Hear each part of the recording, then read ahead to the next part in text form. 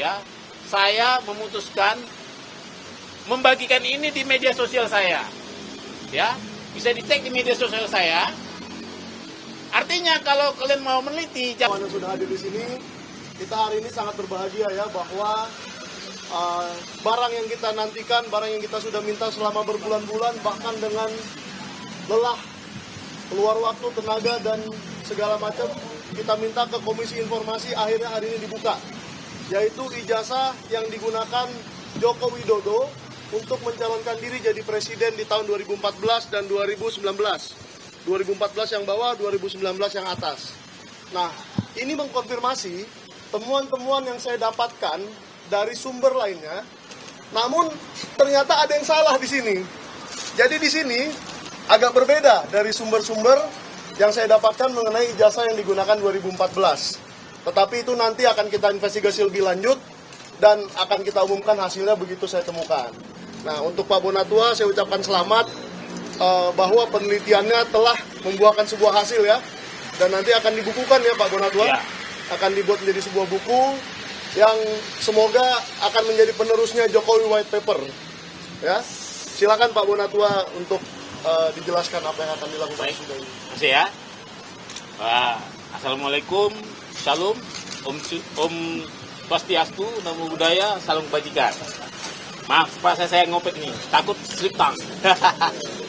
Jadi ya selamat siang kepada rekan-rekan media ya, terutama ya saya mengucapkan selamat Hari Pers ya. Nah, jadi sekarang kan Hari Pers nih. Ya. Ini sekaligus membuktikan bahwa keterbukaan informasi juga dambaan dari insan pers. Bagaimana perjuangan ini adalah buktinya bahwa perslah yang menjadi corong kita ke publik menyampaikan ini. Ya, jadi terima kasih sudah hadir. Ya, saya juga mengucapkan terima kasih buat pemerhati demokrasi, juga keterbukaan informasi, dan terutama untuk masyarakat Indonesia yang selama ini mungkin mohon maaf kata ya kalau saya salah. Yang menurut saya sekarang ada tiga masyarakat Indonesia terbelah tiga ya. Pertama, orang yang percaya bahwa ijazah beliau ada dan asli. Dan orang yang ragu-ragu, serta yang ketiga adalah orang yang tidak percaya. Nah, selama ini kita dijebak pada situasi sudah ranah keyakinan, bukan ranah ilmiah. Nah, dengan adanya ini ya, pada inti kita mencoba menawarkan suatu pendekatan baru, yaitu pendekatan fakta empiris. Karena saya peneliti, inilah hasil fakta empiris itu. Jadi saya harap masyarakat yang terbelah, yang tadi tiga itu, kembali ke jadi masyarakat ilmiah yang mari melihat ini semua sebagai alat sah untuk diteliti. Ya, ini tentunya sama-sama kita tahu bahwa proses ini kita mulai sejak 3 Agustus yang lalu dengan proses yang panjang dari awal permintaan informasi, lalu KPU mengeluarkan keputusan 731 untuk mengatakan bahwa informasi saya ditolak karena melanggar keputusan KPU 731. Setelah itu publik marah. Setelah publik marah, DPR juga ikut marah, Komisi 2 ikut memanggil mereka. Lalu setelah itu saya juga mengirimkan keberatan, dan keberatan saya itu dijawab dengan dicabutnya keputusan 731 dan disertai dengan diserahkan juga yang 2 ini, tapi ya dengan 9 item yang disembunyikan. Ya. Nah, lantas saya tidak puas, 9 item itu harus dibuka karena ini dalam rangka demokrasi, yaitu jendela keterbukaan informasi. Akhirnya saya sidang sengketakan di Komisi Informasi Publik dan sampai 6 kali sidang ya sejak November ya. Akhirnya keputusan KIP mengatakan bahwa saya menang. Permintaan saya membuka 9 item diterima. Setelah itu KPU dikasih kesempatan untuk banding ke petun. Dan itu yang ternyata KPU cukup bijak, tidak mau menggunakan uang rakyat untuk melawan rakyat. Ya, dengan kata lain, terima kasih KPU ya. Artinya memang ini buktinya bahwa tak sempat saya simpan ini. selalu langsung saya kasih ke publik.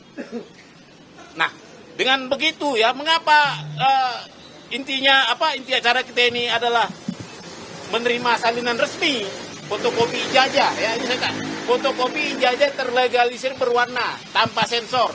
Menyambung kata Bang Mike tadi, Ya. inilah data ijazah pertama dari pintu depan KPU.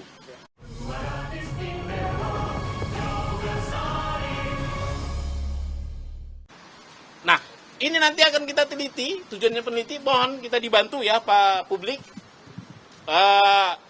Isu ijazah ini kan sudah memecah kita jadi 3 kubu tadi. Nanti mari kita di medsos, di mana-mana kasih data yang benar. Ya.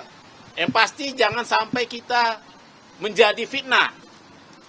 Ya, jangan sampai kita terjebak perbuatan tidak menyenangkan, melanggar undang-undang. Kita ini bisa jadi peneliti dengan apa? Dengan data yang benar.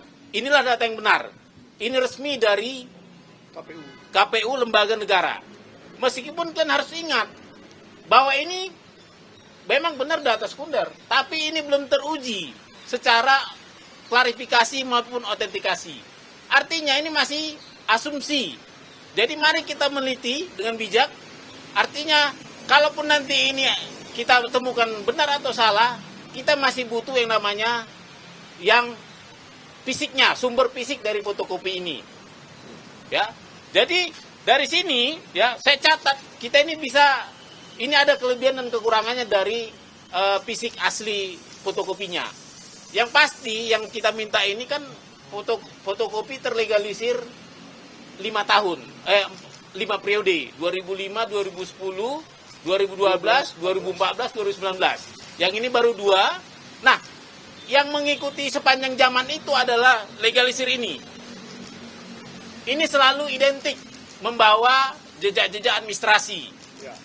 Ya, bagaimana ini keluar ini nggak sembarangan. Ini pasti ada sebuah proses administrasi di baliknya. Itu bisa kita mintakan juga ke UGM. Dimulai dari siapa yang meminta, siapa yang melegesnya, siapa yang pihak KPU yang memverifikasi administrasi. Ya, itu bisa bisa jadi verifikasi validasi dokumen 5 dokumen tadi. Berikutnya kesamaannya ini dengan yang sumber fotokopinya. Saya bilang sumber fotokopi ya, saya belum berani bilang itu asli ya. Sumber fotokopinya, katakanlah asumsinya itu asli ya, adalah semogalah informasi ini. Ya. Jadi bayangkan bahwa dulu ada alih media, informasi ini alih media dari yang aslinya, katakan aslinya, analognya, ke fotokopi. Artinya 100% informasi ini sudah pindah. Misalnya nama, logo, foto, tanggal lahir, ya kan, tanda tangan, ini sudah 100% pindah alih media dan 100% bisa dipertanggungjawabkan jika ada yang ingin menelitinya.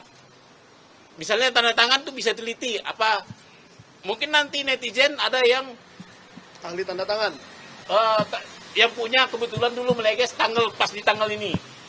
Kan bisa dicek, ini tanda tangannya gimana? Seperti Bang Mike tadi juga, ini kan agak beda posisinya, kok geser ya kan?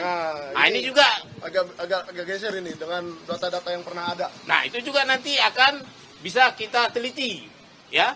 Dan juga misalnya ada foto, ya, foto juga kita bisa teliti. Tapi khusus untuk foto dan materai, ini hati-hati. Karena apa?